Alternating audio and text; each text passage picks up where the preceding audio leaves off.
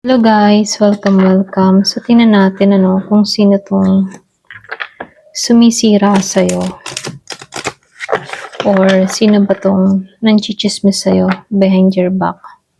Okay, so tingnan natin kung sino yung gumagawa ng kwento about sa'yo, ganyan, sumisira sa'yo, ganyan. Kahit hindi mo inaano, ayan.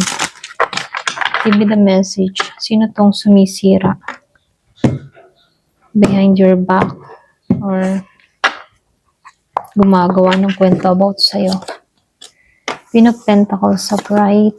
Wow, the setting sun.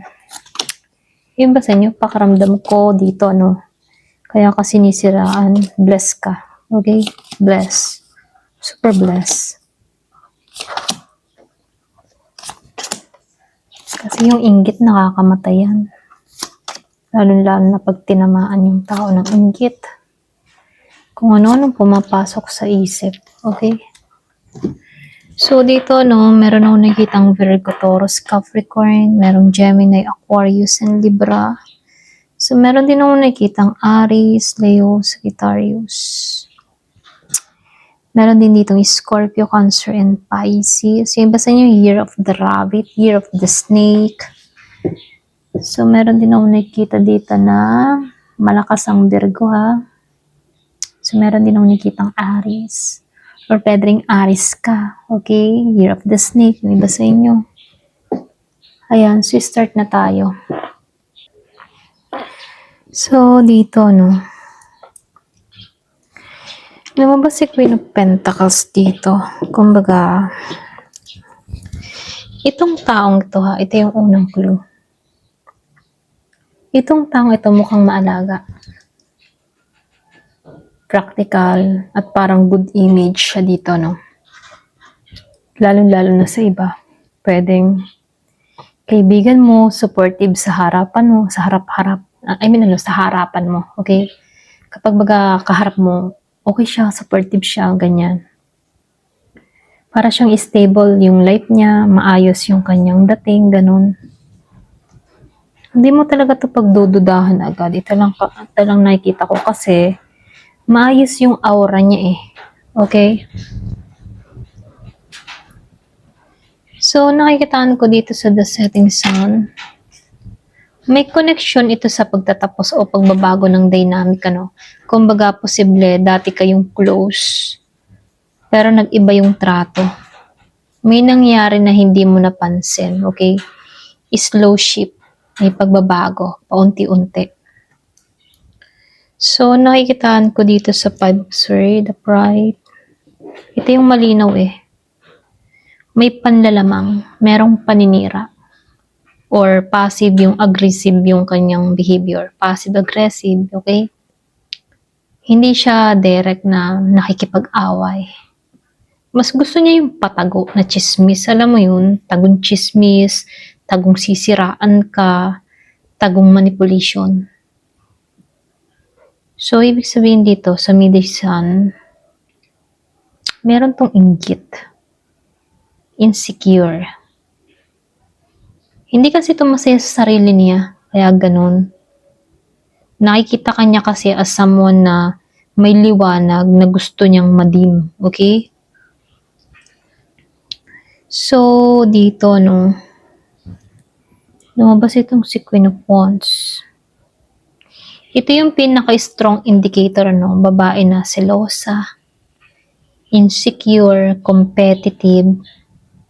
Pwedeng may attention seeker siya dito, Naiinis siya sa confidence mo or sa present mo. Ganon.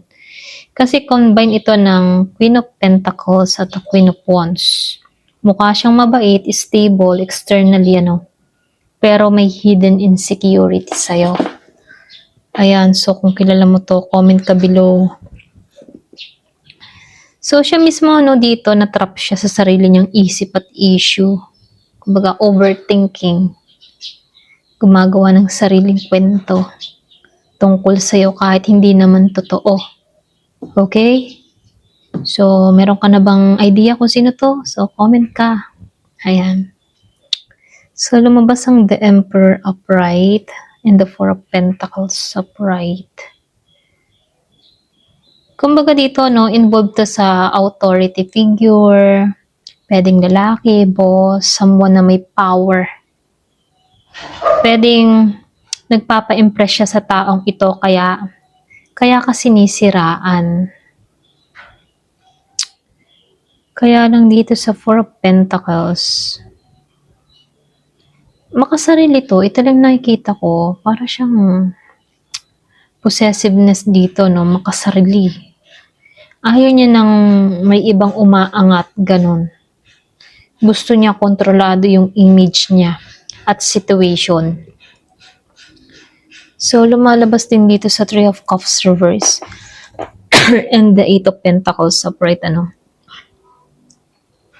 Ito yung malinaw, meron talagang chismis na nangyayari. Grupo, okay?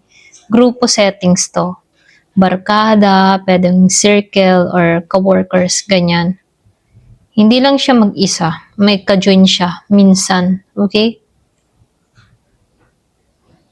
Madalas ito yung nangyayari sa work. Ito lang nakikita. Or pwede ring daily routine, kapitbahay, ganyan. Lugar kung saan lagi kang present, ganun. Okay? So, nakikitaan ko rin dito sa Ten of Wands reverse and the Five of Cups and Eight of Cups upright. Napapagod rin siya rito, no? Hindi kanya kayang panindigan ng tuloy-tuloy na ginagawa niya dito, yung paninira sa'yo. Kasi dito sa Five of Cups, may pagsisisi kahit konti. Alam mo yun? Hindi lang niya inaamin. So, nakikitaan ko rin dito sa Eight of Cups upright. Eventually, dito, lalayo to. O titigil kapag wala na siyang makuhang energy sa'yo. Ito lang nakikita ko, kaya deadmahin mo na lang, ganyan. So, sino ba to? So, nakikitaan ko din dito, no, yung taong naninira sa'yo. Isa siyang babae dito. Hindi mo akalain kasi maayos at caring yung image niya sa'yo, no? Excuse me. Posible kakilala mo to, kaibigan, katrabaho, kaanak, ganyan.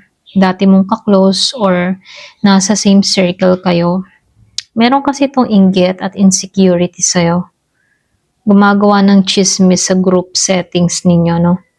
Hindi direkto. Patago pa nga. Patago yung paninira, silent attack, ganyan. So, nakikitaan ko dito kung bakit niya to ginagawa. Kasi na-insecure siya kung sino ka. Kung anong meron ka, na-insecure siya doon. Gusto niya magmukhang mas okay siya sa harap ng iba. Ganyan. Meron siyang taong gusto niyang i-impress dito sa The Emperor energy. So, mensahe lang sa'yo, no, or advice para sa'yo. Huwag kang mag-react agad. Yun ang gusto niya, magre-react ka . Panatilihin mo yung dignidad mo, no. Kalmado, energy, ganyan. Mag-observe ka. Lalabas din niya ng kusa. Kumbaga, limit lang yung pag-share mo ng mga personal info, lalo-lalo na sa circle, okay? So, tingnan natin, ano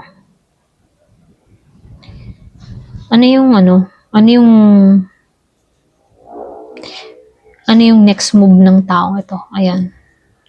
So, kilalanin pa natin siya. Ayan, para mas lalong klaro. Kilalanin pa natin siya. Ano yung susunod niyang hakbang? Give me the message. Ano yung susunod niyang hakbang?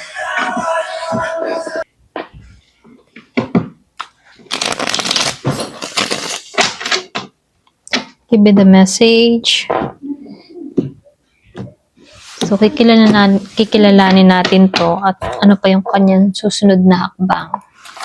So, lumabas ang Nine of Wands, the World, Ten of Swords, Page of Swords reverse, Ten of Pentacles upright, the Tower, Eight of Pentacles upright, Eight of Wands upright, Queen of Wands reverse, Seven of Pentacles reverse, the High Priestess, Knight of Wands, at the Queen of Pentacles reverse. Okay?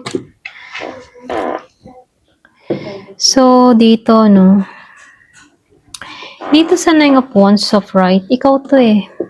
Kumbaga, pagod ka na pero hindi ka sumusuko dito. Ramdam mo na may mali, kaya defensive ka na, okay? So, ibig sabihin ano, tama yung kutob mo. Hindi ka praning. Ito lang nakikita ko dito. Kung meron kang hinala or meron kang pinagdududahan, tama yung kutob mo. So, lumalabas dito sa The World of Right. Huwag kang mag-alala, mabubunyag to. Matatapos na yung cycle dito. Yung katotohanan kasi lalabas yun ng kusa. May closure na parating. Ito lang nakikita ko. Dito sa Ten of Swords, the Pride, matindi yung betrayal na ginawa nito, no? Yung bang, hindi lang basta simpleng chismis, may element ng pananaksak patalikod. Ito yung hindi mo akalaing energy. Hindi mo akalaing magagawa ng taong ito yun sa'yo. Okay? So, lumalabas lang din dito sa Page of Swords Reverse. May pagka-classic yung chismosa ng taong ito, no? Medyo ispa yung energy niya rito. Nag-o-observe, nag-iipon ng info, pero binabaliktad, okay? Or dinadagdagan ng kwento. Ganyan.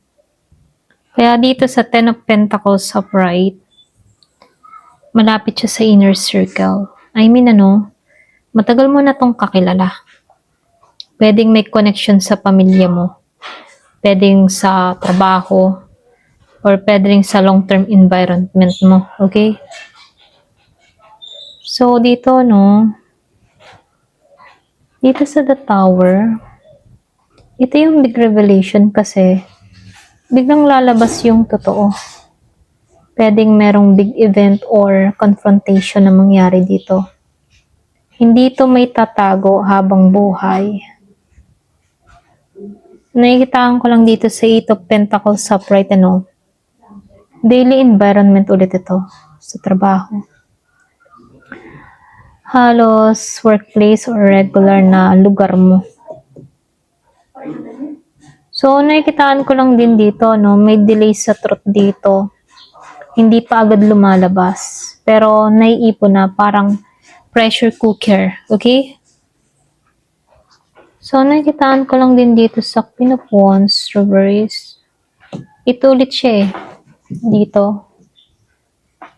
Insecure. Silosa. Competitive.